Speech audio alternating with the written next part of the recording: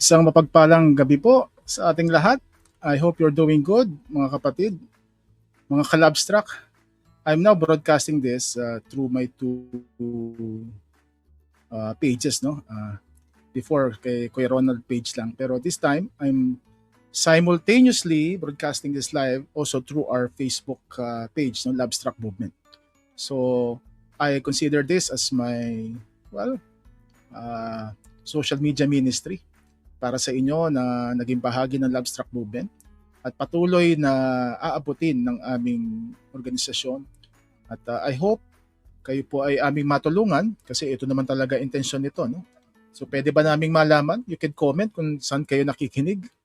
So I would do this every Friday or Thursday. So either Thursday or Friday, 9 p.m. onwards. So sa lahat ng mga nakapagpahinga na, sa lahat ng mga tao na alam nyo ay kailangan mo nang maghapunan pagkatapos umuwi.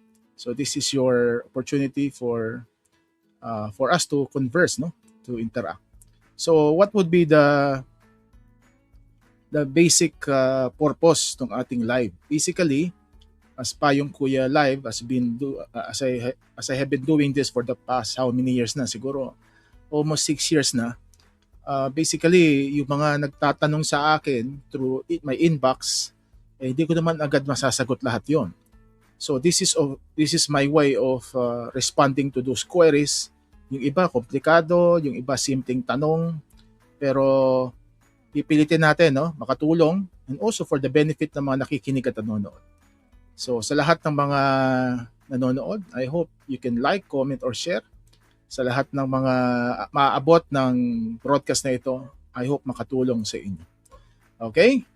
So, meron muna akong announcement mga kapatid, no? Because our ministry have this project. Every year namin ginagawa ito. And I hope you can contribute if you can. You can contribute kung sakasakali kayo ay mayroong resources. Yan. The Balik Eskwela Project. So you can contact yung aming page. This is my local ministry, Generation 316 Ministries. Focus on the youth, the kids. At we will have this as our annual project kasi ito. Annual project namin usually ito. So kung kayo hinihipon ng Panginoon na magbigay kahit 600 to provide the school supplies sa mga financially challenged students.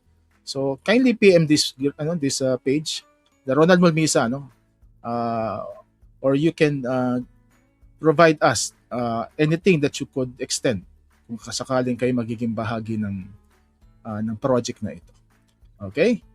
So, alam nyo, maraming mga pagkakataon, wala yung aking mga maraming mga pagkakataon, nagkakalito-lito yung maraming tao pagdating sa mga issue nila sa buhay.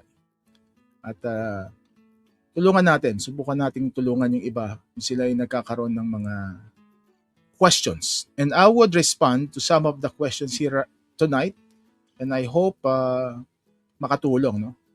So let's start with this. No? Without further ado, may isang nag-PM, sabi niya ito. Paano po malalaman kung need na pong lumapit sa mental health expert? Hindi ko po alam kung saan magsisimula. Kayo pa lang po tinanungan ko since ang hirap po mag-open sa ganitong bagay as a Christian. Well, I would start with yung sa pinakahuling statement. Totoo naman, marami kayong mga nakakausap sa church na minsan ay hindi handa to respond to your issues. Pero ito pinagpe-pray natin, no, na magkaroon tayo ng awareness kung ano ba yung mga mental health disorder. Kasi sometimes nagko-conflate, no? Hindi na minsan maihiwalay yung spiritual sa physical. At when you talk of mental health, ang laging response, okay, maririnig nyo, pag-pray mo lang yan. Okay? Wala namang masama sa prayer. Pero in many cases, mga kapatid, prayer may be necessary, but it is never sufficient. Kasi consider mental health as also touching the physical realm. Marami dito, hindi sila masyadong komportable na parang lapatan lang ng prayer. Marami sa mga lumalapit sa akin, nasasaktan nga sila. Bakit? Unang-una, akala nila sila ay nadidismiss. Pero ang totoo niyan, hindi lang talaga alam, hindi lang equip ang maraming churches to deal with a lot of mental health issues. Okay? So, anong gagawin natin dito? Kailan ng panahon kung kailan kayo lalapit na sa mental health expert? Okay, so I will give you 4 Ds para malaman ninyo kung kayo ay nangangailangan na ng mental health expert intervention. So tandaan nyo itong 4 Ds na to ha. Okay, deviance, distress, dysfunction, and danger. Okay, yung mga mental health issues usually ay na-identify through mga deviant symptoms and manifestations. Kung may mga bagay na kakaiba. Sabi nating abnormal, although abnormal as a word is subjective, pero kasi meron tayo mga basihan no sa medical science kung ano yung normal sa abnormal. So in the case ng mental health issues, we're using, sabi nila, the Bible ng mental health disorder, psychological disorder, yung mga DSM books, no?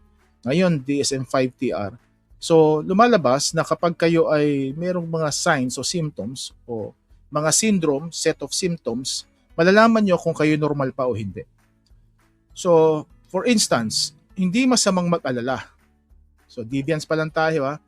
Pero yung sobrang pag-aalala ay hindi na normal at hindi na dapat ini-ignore.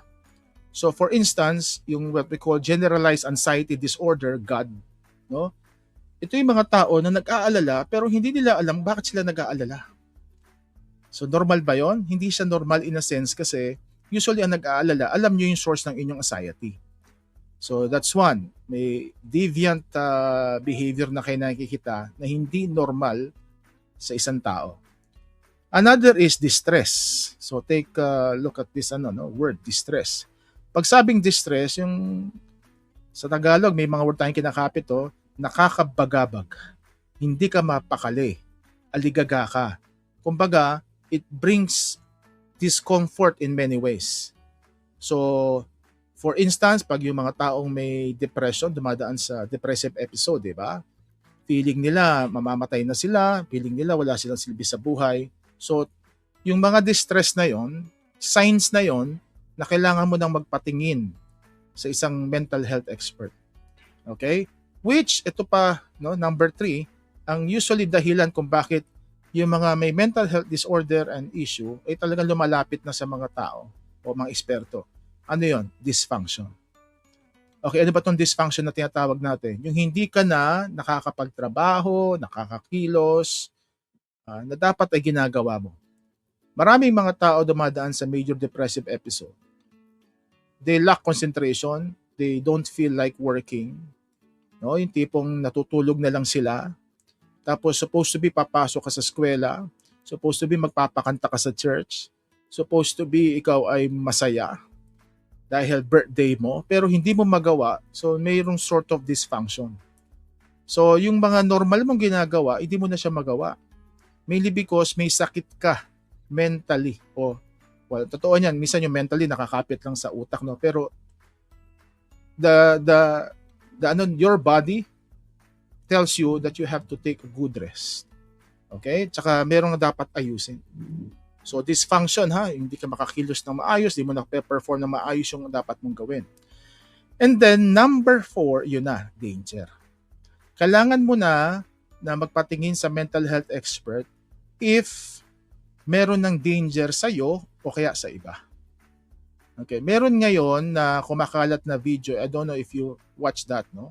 Yung isang Grab driver, pinigil niya yung isang sasakyan kasi sabi niya, dun sa driver, merong babae sa loob ng makina. Well, yung isang kamag-anak nagsalita na, na sinabi, unawain siya kasi dumaan siya sa nervous breakdown at meron siya mga hallucination. Alam nyo, kapag hindi nasawata yung ganung manifestation ng mental health disorder, baka mapahamak yun. So, una-una, danger siya doon sa driver. Kumbaga, siguro kung siya sasaktan yon kasi nabana sa kanya, o kaya danger din siya sa sarili niya. Kasi imagine mo, bumaba siya sa motor, tapos pinigil niya yung sasakyan. Kung hindi pumigil yung sasakyan, delikado siya. Sementeryo ang baksak niya, kundi man ospital. So, ang sagot ko dito, yung sinabi ng isa sa atin sa nagtanong, Paano po malalaman kung need na po lumapit sa mental health expert? So tandaan niyo yung apat na ito ha. So these are the 4 Ds of mental health disorder or disease.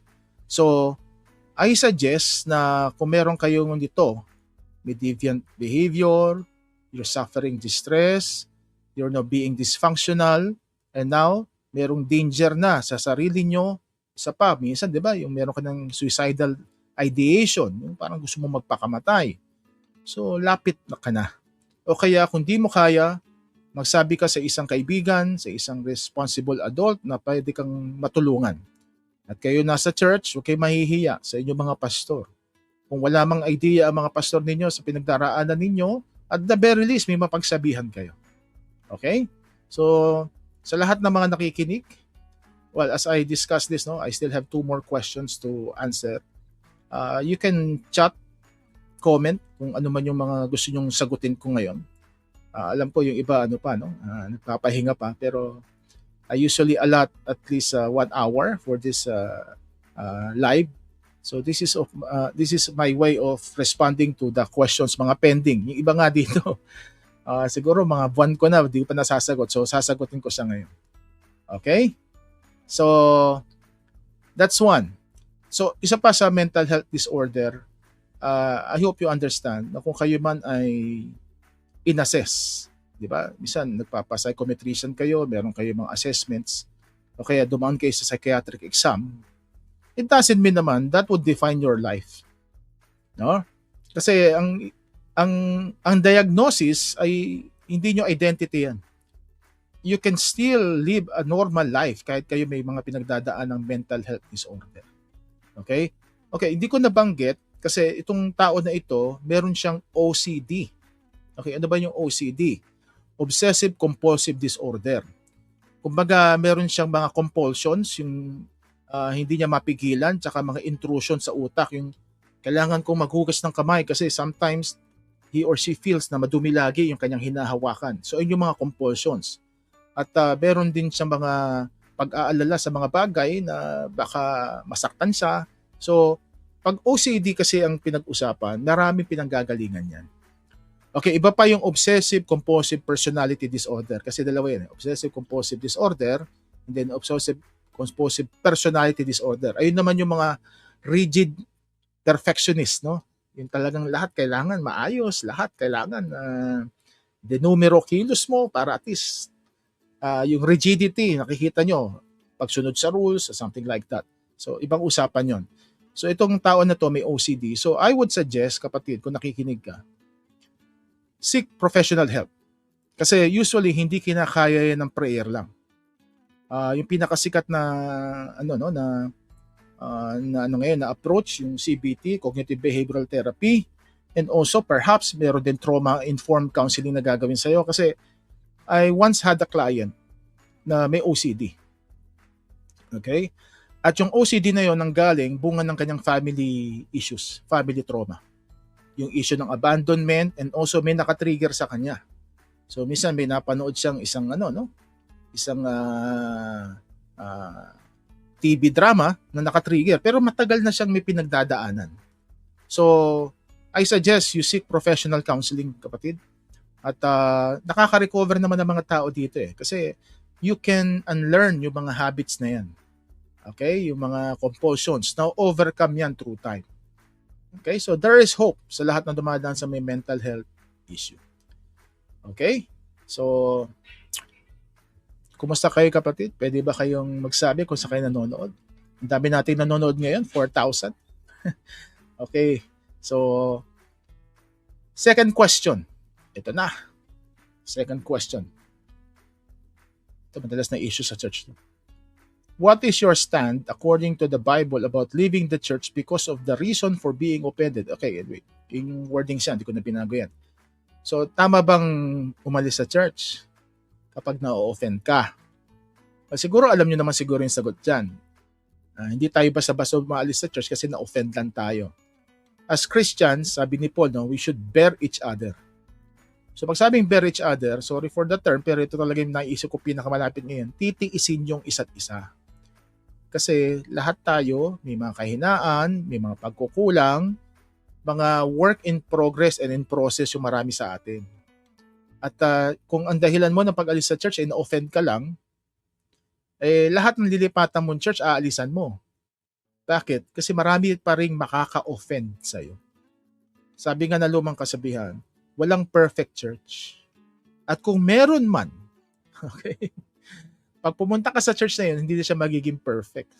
Okay? Kasi bakit? Si Lord lang ang perfect, hindi tao. Okay? So anong mga pwede kong ibigay na payo sa lahat ng mga na-offend ngayon at nagko-contemplate na parang gusto na nilang umalis sa church. Okay, meron lang akong 3 rason na mabibigay sa inyo na talagang valid. Okay? Hindi ko na sinama yung isa kasi obvious naman. Kunyari, umalis ka ng lugar na yun, lumipat ka, so pwede ka lumipat ng church. So ito yung rason ha. 3 ito. I hope you take note of this. Number 1, abuse na nangyayari na hindi mapigilan. Paulit-ulit. Number 2, violence and hostility. Okay, when you say violence and hostility, may mga pag-aaway yan na talagang kung hindi ka lalayo, masasaktan ka o makakasakit ka, if ever. And then, number 3, false doctrines. Okay, isa-isahin natin ito. Ngayon, maraming issue ngayon sa US na iba-ibang mga denomination.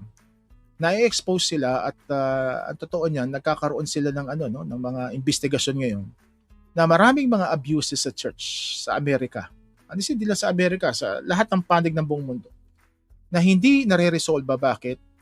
Pinagtatakpan ng mga church leaders. Okay?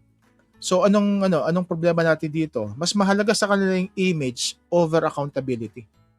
So, pag sinabing may abuse na nangyayari, for example, sexual abuse, hindi ka pwedeng pumunta sa church na paulit kang inaabuso sexually, lalo na mga church leaders tapos member pa ng church, nandun pa sila. Kasi kailangan mo protektahan ang sarili mo.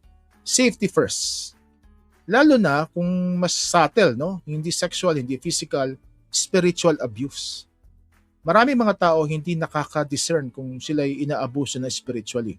Kasi, mga kapatid, sa church kasi, ang ating pagsunod, hindi through coercion. Di katulad pag gobyerno, susunod ka sa gobyerno kasi base sa batas, kailangan mo mag-comply. Sa church kasi, ang ating pagsunod is through consent. Consent.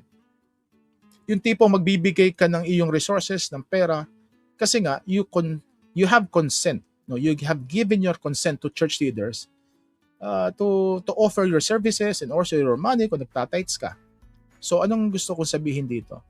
Kapag may abuse, I think it's a valid reason for you to get out of that church. Kasi bakit? Hindi na safe place ang church na yan para sa'yo.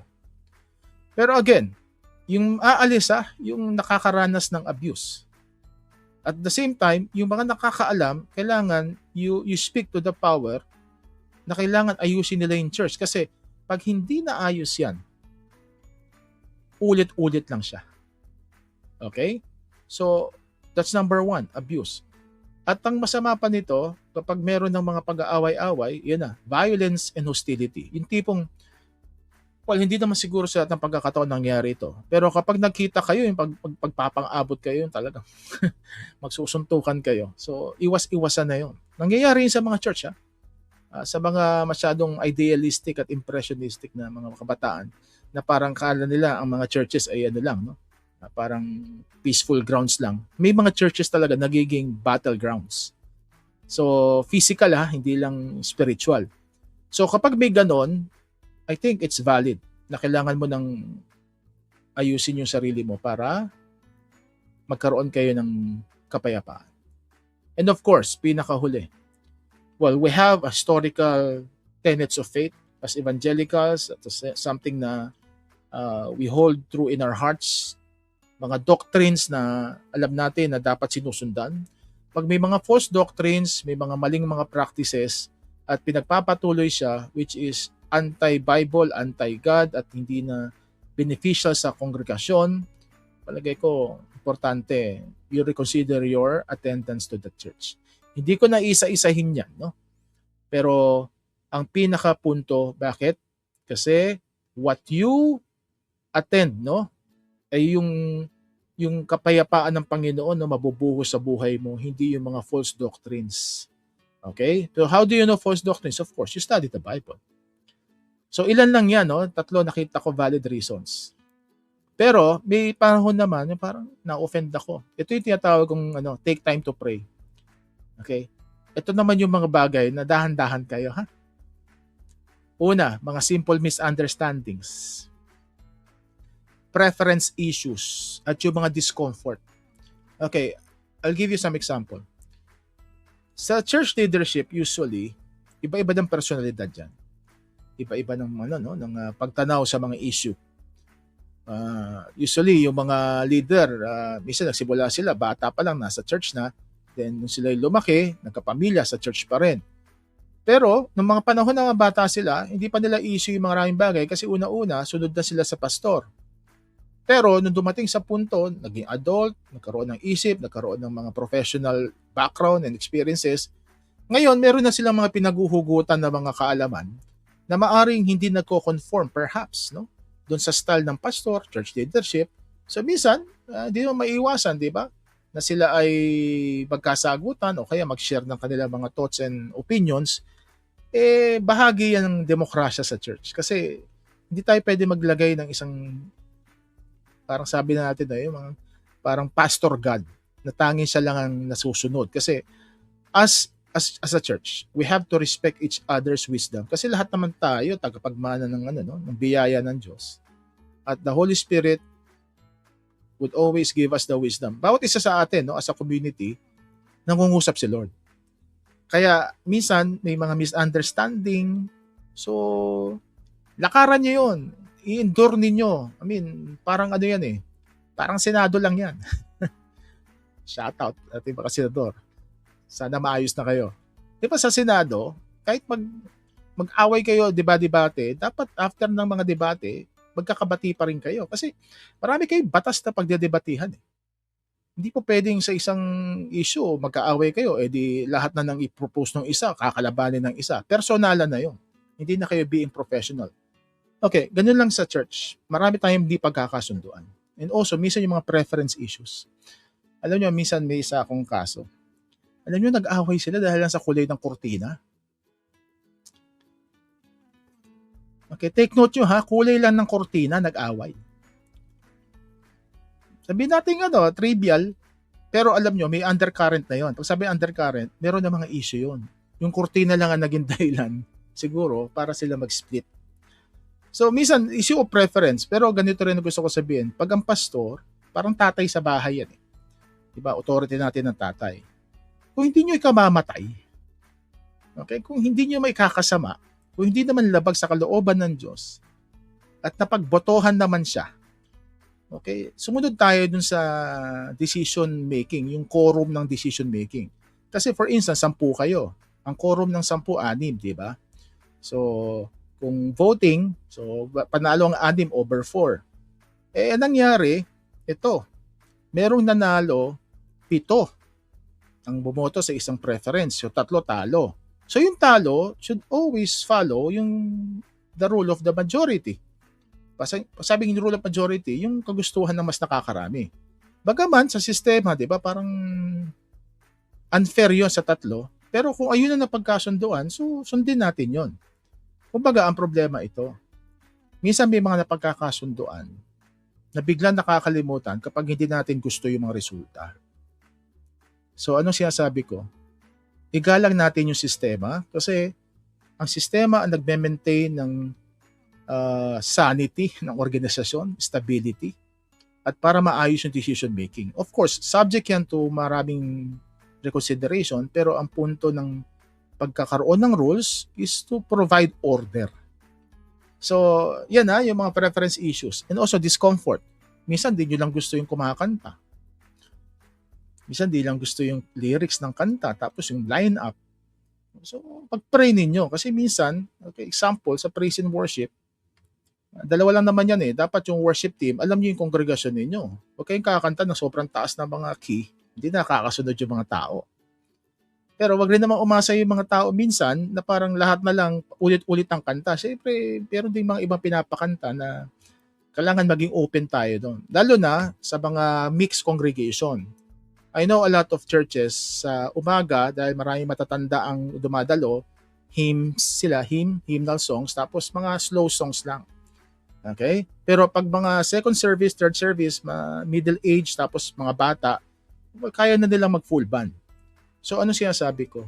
May mga discomfort tayo minsan, bunga ng ating church experience, na I hope hindi naman dahilan para tayo ma-offend. Take time to pray, kasi baka ito rin naman ang issue. Baka hindi issue ang church and church leaders, baka ikaw na. Reflect on that. May mga issue minsan na hindi issue ng mga leader. Issue siya natin, kasi yung puso natin maari, may kailangang ayusin. Okay? So, iba mga kapatid, walang nagko-comment, no? So, tahimik yung ating crowd ngayon. Meron bang mga kaibigan tayo dyan? O baka hindi itong panahon para kayo ay makinig kasi natutulog na yung iba. Pero nonetheless, ito naman ay ma-record sa ating page. At okay, my last question na sasagutin, at kung meron po kayong tanong, you can now type at para masagot po natin. Ito, seryoso ito kasi nangyari sa kanya to for quite some time. Is it okay to feel upset with God? I'm struggling so much in life and I'm completely exhausted. I lost my parents when I was 9 years old at nung 28 na siya, still struggling with her marriage. Babae po ito. Alam nyo, when I read, mahaba ito yung sinulat niya, pero pinakli ko na lang. I really felt yung sadness, yung loneliness, yung longing for rest, kasi buong buhay niya pagod siya. No? So, kung kayo ito, no, nararanasan nyo rin ito, parang pagod na kayo sa buhay. Well, ang short answer as Christian, di ba? Lagi tayong dumepende sa Panginoon. That's really true. But that's only one aspect of recovery. So, anong mga payo ko? Mula tayo sa different domains. Atakihin natin to on how to rest and recover in different areas of our lives. Okay? May nag-comment na rin. Okay. I-shoutout natin yan. Mac Gerald, maraming salamat sa pag-comment. Leia, maraming salamat sa pag-comment. Okay. Alright. Ito ha. Ito tanong niya. It's okay to feel upset with God? Ang sagot ko dyan, yes. Alam nyo, hindi naman na-offend si Lord sa ating mga feelings eh. Ay nga lang, syempre yung iba na-offend para daw kay Lord. Because God is greater than our feelings. Tandaan niyo yan. Anong gusto ko sabihin doon? Ano man ang emosyon ninyo, alam na ni Lord saan nanggagaling yun. It's okay to feel upset. Kasi, sa dami na pinagdaanan mo, palagay ko, higit sa kaalaman mo sa sarili mo, mas alam ni Lord yung mga pinagdaanan mo. Okay? You may not see things, full picture, pero I hope you know na si Lord nakikita ka kahit minsan di mo siya nararamdaman na nakikita ka niya. Okay. Kung kayo pagod, okay, meron ako isang tip. Magsimula tayo sa physical. Yan. Okay, pag sabing physical, alam nyo ba mga kapatid, mga kalabstra, yung feeling of exhaustion, may nangyayari kasi sa katawan natin. Mataas ang production ng stress hormones. And when you talk of stress hormones, cortisol, ito yung fight and flight mode natin na hormone. Yung parang, pag meron kang mga stressful events, yung parang masalo ka lumalakas. Okay, bakit? Kasi nilikaan kagandahan, no? Kabutihan ni Lord ng katalinuhan niya. Higit sa ating katalinuhan. Kailangan natin kasi yon. Bakit? Kasi para tayo makalaban sa mga hamon ng buhay. So, kapag mataas ang stress hormones, kapag nawala na yung stress, biglang bababa ngayon yung stress hormones. Doon natin nakakaramdam ng pagod. And yung nervous system natin, well, Google nyo na lang. Meron tayong sympathetic and parasympathetic nervous system. Kumbaga, connection ng mga organs sa katawan natin na kapag merong stressful situation, yung sympathetic ang nag-activate.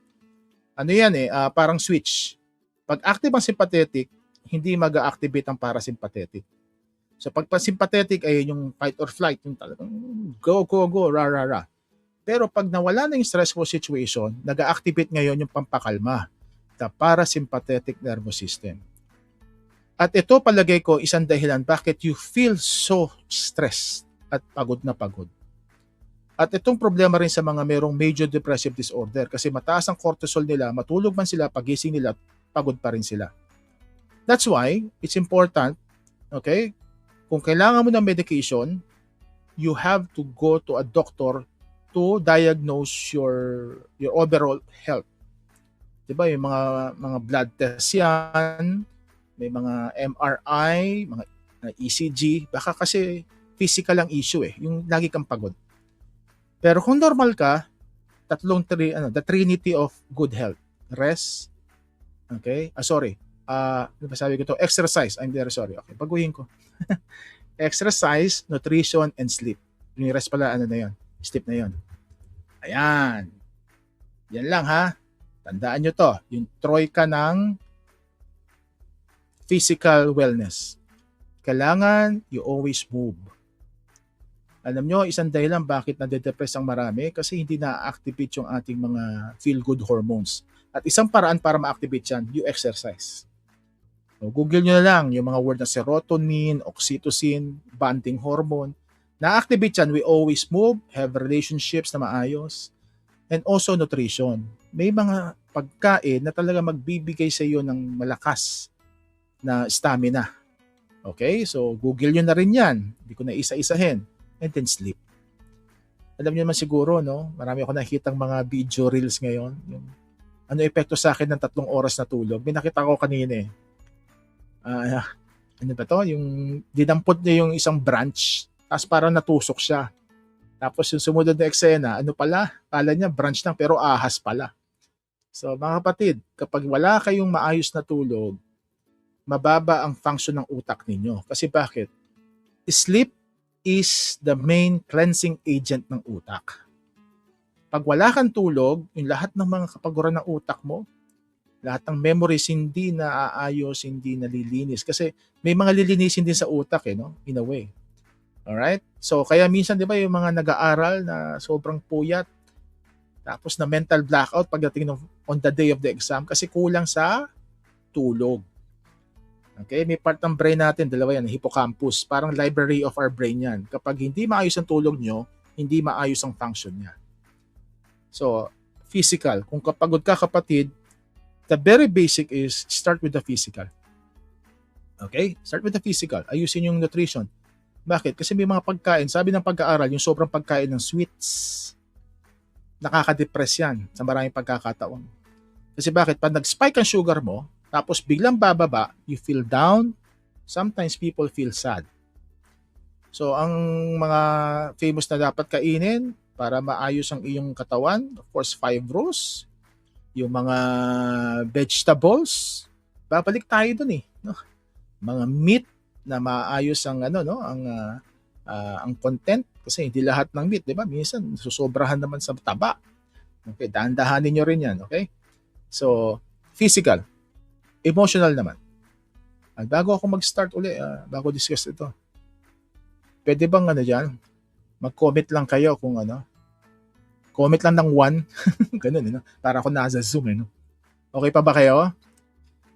Okay, so like and share this, para at least meron tayong mga natutulungan sa ating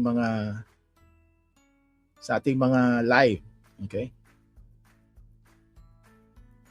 Okay. So, emotional. Ito na.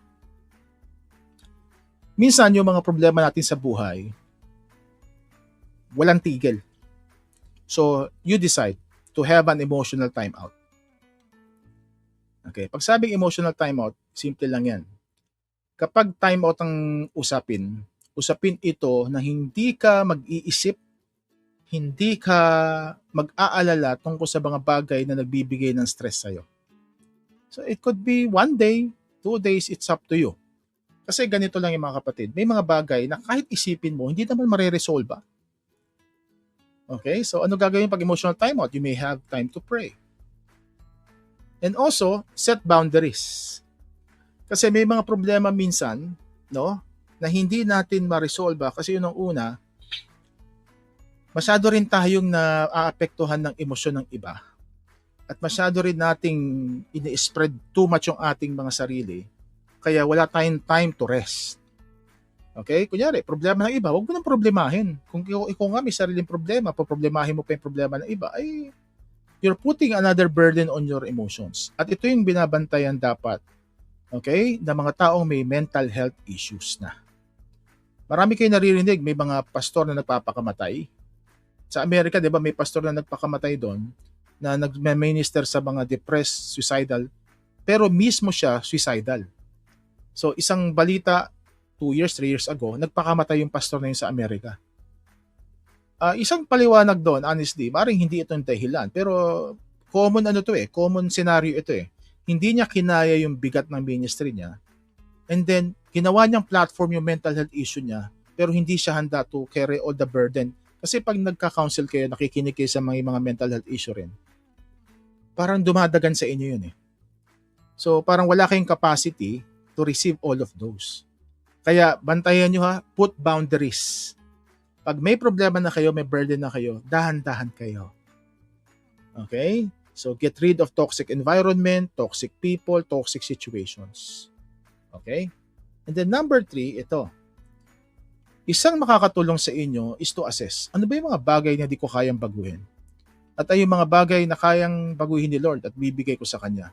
At ano yung mga bagay na kaya kong gawin? 3 bagay ha. Kaya mong gawin, hindi mo magagawa, at si Lord na makakagawa.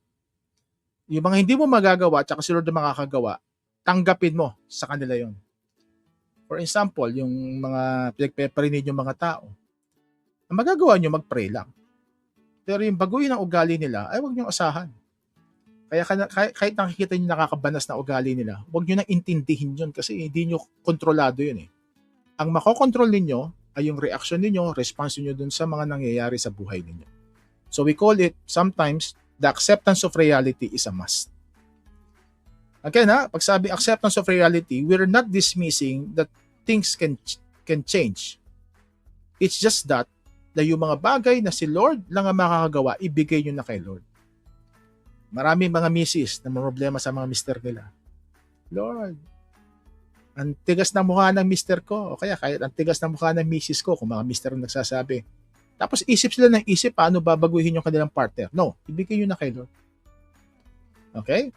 At kasabay nito sometimes that you have to lower your expectations kasi people would not really satisfy your desires in many ways. Sabi nga nila, no, expectation is the mother of all frustration.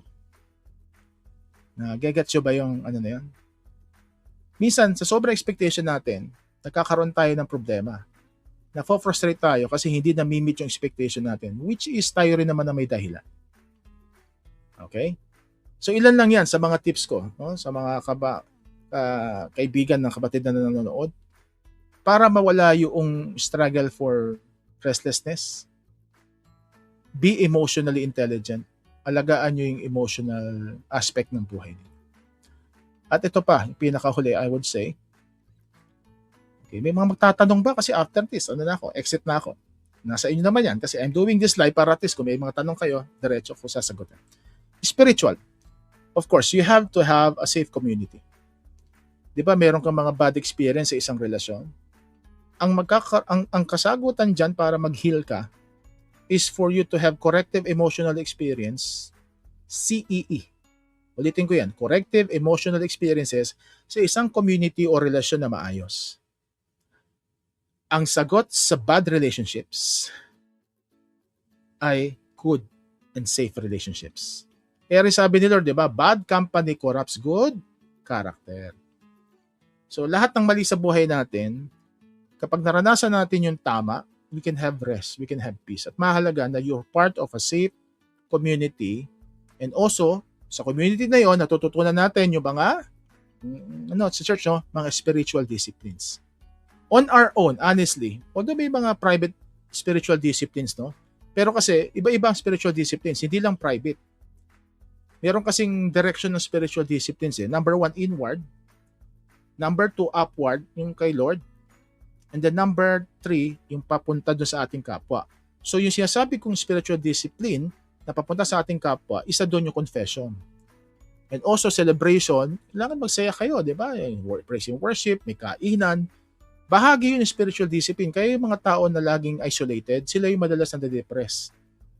Minsan wala silang signs of depression o physical depression, pero nade-depress sila. Bakit? Lagi nag-iisa.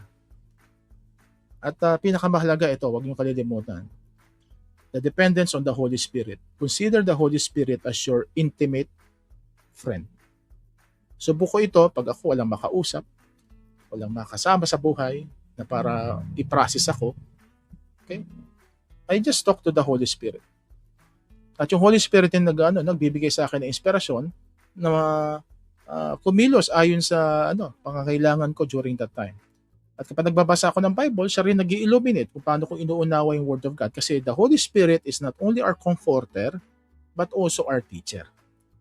So spiritually, you need the Holy Spirit. It's not by might, sabi sa Zechariah, Book of Zechariah.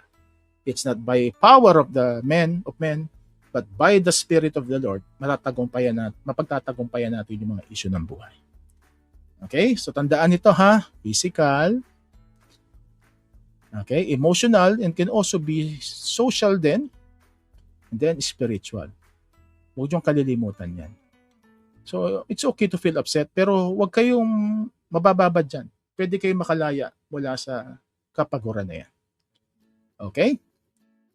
So, yun na po ang mga hinati-hati ko. Marami kasi, kasi I only have 1 hour. So, maybe next time, I will discuss some of the issues na inilapit pa sa akin. Pero napakahalaga nito, mga kapatid. Huwag niyong kalilimutan na may pag-asa ang lahat ng dumadaan sa mental health issues. Okay? So, may tanong ba kayo? I'll give you a minute. I would wait. So, habang ako naghihintay, announce ko uli. Yan. Yung ating Balik Eskwela project. I hope you can contribute. So, bibigyan po natin ng mga school supplies yung mga financially challenged students. At least 50 po yung ating target beneficiaries. At ibibigay po namin ito sa aming anibersaryo na mangyayari sa first week of July. So, sabay-sabay na po yan. Pati yung mga dumaan sa aming Vacation Bible School, sabay-sabay na po yan. Okay? So, ayun po ba? Meron po ba? Ano po masasabi ninyo? Kumusta po kayo? You can comment po. You can comment. Para at least alam ko rin po kung ano po yung nasa puso't damdamin. Okay? May magtatanong po ba? So, kung wala po magtatanong, I hope nakatulong po itong episode na ito. You can comment, share this kung ito po yung magiging tulong sa iba. Okay? Pagpalain po kayo ng Panginoon. See you next week for another episode ng Payong Kuya Live. Okay? God bless po.